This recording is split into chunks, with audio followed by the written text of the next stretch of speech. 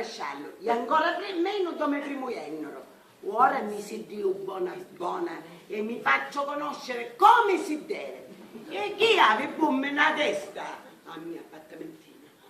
Amore, amore, amore, amore, amore.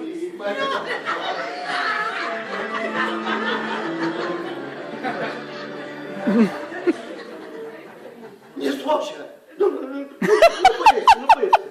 È un'allucinazione.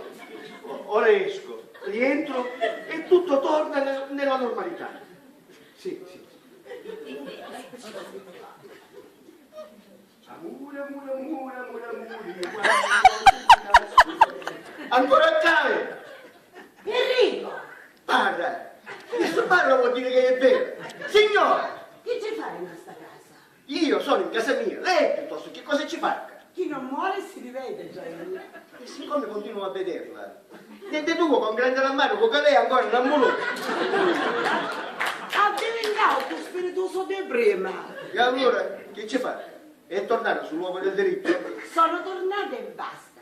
Invece, perché non mi spieghi tu che ci fai in casa di Giovanni? In casa di? Di Giovanni. Per caso lei è la moglie di mio suocero, per caso? Ma questo Soggico? Giovanni è mio suocero. Ah, hai sposato sua figlia? Me lo dica per piacere. Ma quale Chi è la mucchiere? mucchiere? Ma quale mucchiere? Scondirò. Meno male. Ma allora... Meno male, stavo morendo. Aspetta.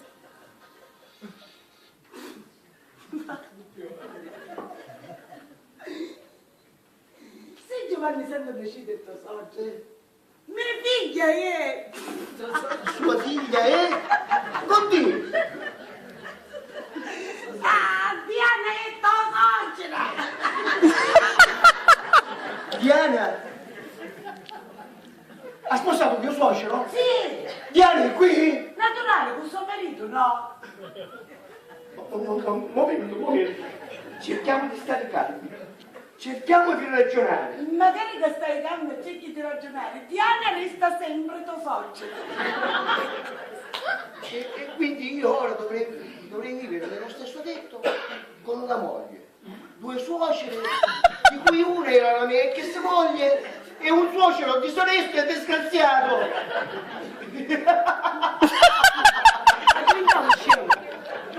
E pensavi che io ho divorziato perché avevo